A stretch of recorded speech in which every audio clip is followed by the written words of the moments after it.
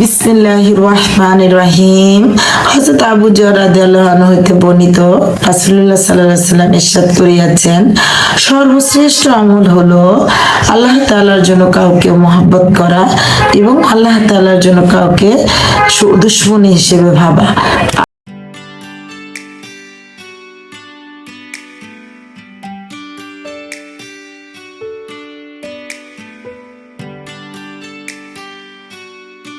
বিসমিল্লাহির রহমানির রহিম। আসসালামু আলাইকুম everyone, welcome back to my new channel Rozy simple lifestyle blogs. আশা করি আল্লাহর রহমতে সবাই ভালো আছেন। আলহামদুলিল্লাহ, আমরাও ভালো আছি। নতুন একটি ফ্যামিলি ব্লগ দেখার জন্য সবাইকে স্বাগত জানাই। ইনশাল্লাহ ভালো লাগবে। ব্লগটা শুরু করে দিলাম গতকাল রাত থেকে। তো রাতের বেলা মাংসগুলো কুটে তারপরে এখন ভেজে রাখছি, আর বাজার কিছু গুছিয়ে রাখলাম।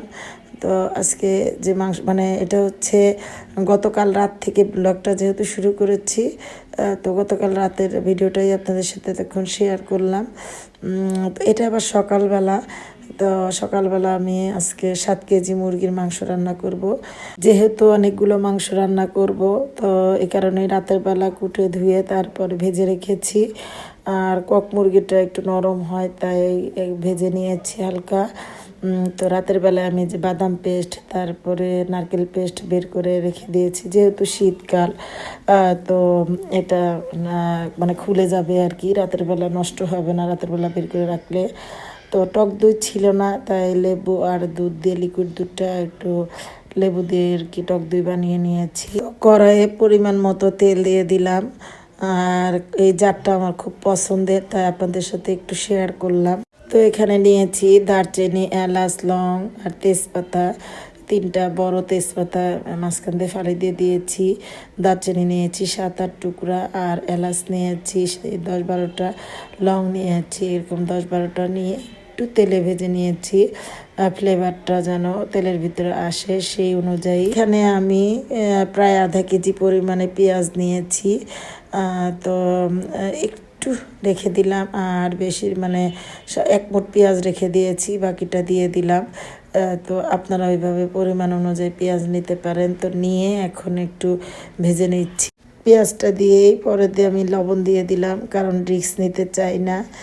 আমি প্রায়ই ভুলে যাই লবণ দিতে তরকারিতে, তাই আমি পেঁয়াজটা একটু ভাজার পরেই সাথে সাথে লবণ দিয়ে দিয়ে, এতে কি হয় তাহলে পেঁয়াজটা তাড়াতাড়ি আর কি মজে যায়। তো লবণ দেওয়ার পর একটু ভেজে নিয়ে পেঁয়াজটা আমি দিয়ে দিয়েছি। এখানে 2টা বড় বড় টমেটো, এগুলো হচ্ছে দেশি টমেটো ছিল, মাশাআল্লাহ খুব সুন্দর দেখতে, লাল লাল টসটসে। তো পেঁয়াজটা এই যে মজে গেছে, বললাম লবণ দেওয়ার সাথে সাথে একটু পরে মজে যায়। তো দিয়ে দিলাম একটু পানি। এখন মশলাগুলো দিয়ে দিলাম এই যে গুলিয়ে রাখা টক দই। এখানে 2 টেবিল চামচ পরিমাণ টক দই আছে, ওটাই দিয়ে দিব। তো একটু বুদ্ধি খাটালে কিন্তু অনেক কাজ অনায়াসে করা যায়। যেহেতু এখানে টক দই আমার ছিল না, তাই মেন বাসায় বানিয়ে নিয়েছি। দিয়ে দিলাম এখানে টমেটো সস। এখানে 4 চামচ টমেটো সস ছিল। দিয়ে দিব এখানে 4 টেবিল চামচ হচ্ছে আদা রসুন বাটা, আর আমি আদা রসুন বাটাটা একসাথেই ব্লেন্ড করে নিয়েছি। দিয়ে দিলাম এখানে নারকেল পেস্ট, দিয়ে দিলাম এখানে 2 টেবিল চামচ, দিয়ে দিলাম এখানে কিশমিশ বাদাম বাটা, এখানেও দিয়ে দিলাম 2 টেবিল চামচ। দিয়ে দিব মাংসের মশলা। তো এখানে দিয়ে দিলাম 2 টেবিল চামচ মাংসের মশলা। আর এই মশলা দেওয়াতে কিন্তু এই মাংসের স্বাদটা বাড়িয়ে দিবে দ্বিগুণ। এতে এই মাংসের ঘ্রাণটা আসবে যে বিভিন্ন অনুষ্ঠানে রান্নার মতো। তো আমি সবসময় এই যে মাংসের ভিতরে এই মশলাগুলো অ্যাড করি। দিয়ে দিয়েছি এখানে 2 টেবিল চামচ হলুদের গুঁড়া, 2 টেবিল চামচ মরিচের গুঁড়া। ঝালটা আপনারা ইচ্ছে মতো নিতে পারেন, কারণ যার যার সংসারের চাহিদা এবং রুচি অনুযায়ী মূলত ঝালটা ব্যবহার করেন। দিয়ে দিলাম 2 টেবিল চামচ জিরা ধনার গুঁড়া। তো এই যে মশলাগুলো দিয়েছি, আপনারা আপনাদের মাংসের পরিমাণ অনুযায়ী নেবেন। আর আমি এখানেতে 7 কেজি মুরগির মাংস রান্না করেছি। তো এই যে এখন মশলাগুলো দেওয়ার পরে আমি সবগুলো মশলা ভালোভাবে মিশিয়ে ভালোভাবে অনেকক্ষণ ধরে কষিয়ে নিব। এই পর্যায়ে দিয়ে দিব সয়া সস। এখানে আমি 2 টেবিল চামচ সয়া সস দিয়ে দিব। আর সয়া সসটা দিলে ওই যে বললাম যে একটা মজার ফ্লেভার আসে, তো এটা হচ্ছে সেটাই ক্যারি করে। যাই হোক আপনারা দিয়ে দিবেন। আবার এটা কোনো অপশনাল, এটা আপনার ইচ্ছা হলে দিতেও পারেন, নাও দিতে পারেন।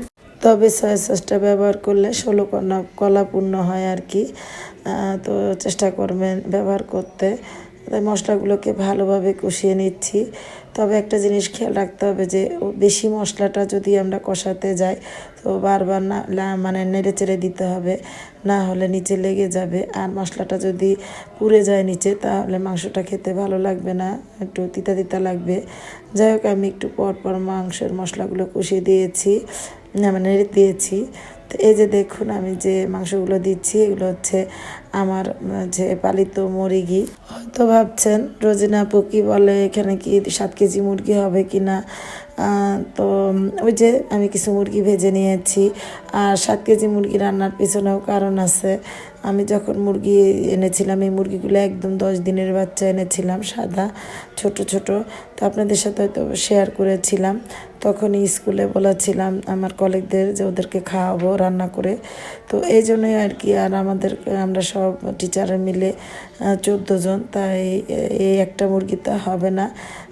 তো পরে অবশ্য মুরগি কিনে আনা হয়েছে, আর এই জন্য 7 কেজি মুরগি হয়েছে।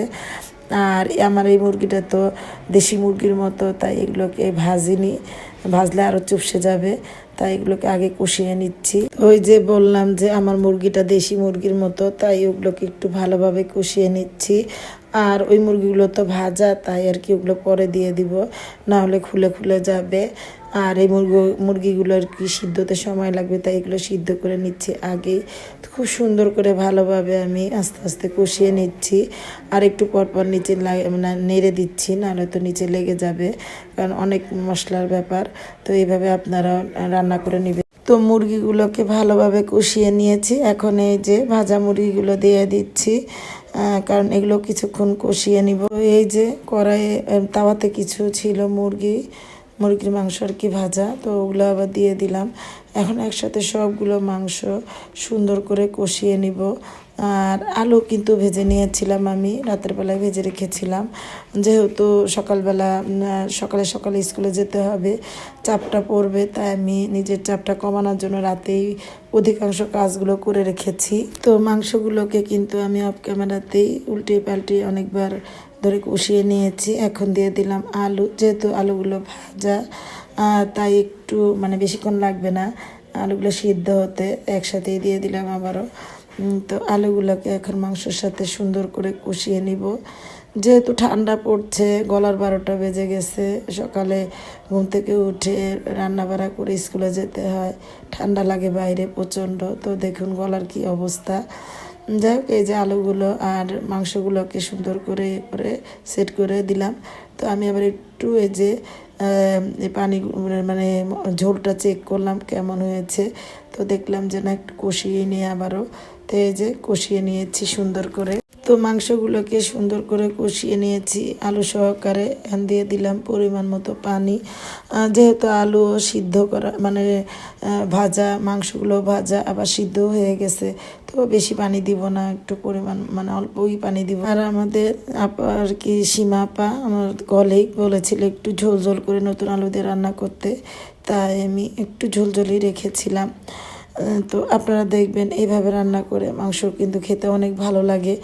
অনেকেই কিন্তু মুরগির মাংস খেতে চায় না, ভালো লাগে না, কিন্তু এভাবে খেয়ে দেখবেন কি অনেক ভালো লাগে। আর যদি ভালো না লাগে তবে আমাকে কমেন্টস করে জানাবেন। যাই হোক এইভাবে রান্না করে নিলাম মুরগির মাংসটা। আর আমার রেসিপিটা আজকে আপনাদের কাছে কেমন লাগলো একটু কমেন্টস করে জানাতে পারেন। কমেন্টস করে জানালে আমি কিন্তু অনেক খুশি হব। রান্না শেষ, এখন এই যে নিয়ে নিচ্ছি বক্সে, স্কুলে চলে যাব। তো আজকের ভিডিওটা আমার এই পর্যন্তই। যদি ভালো লাগে প্লিজ একটা লাইক দিবেন, আর আমার ছোট চ্যানেলের পাশে থাকলে প্লিজ আমাকে একটু সাবস্ক্রাইব করে একটু হেল্প করবেন। তো যাই হোক সবাই ভালো থাকবেন, 5 ওয়াক্ত নামাজ পড়বেন, কোরআন শরীফ পড়বেন। আল্লাহ হাফেজ, আসসালামু আলাইকুম।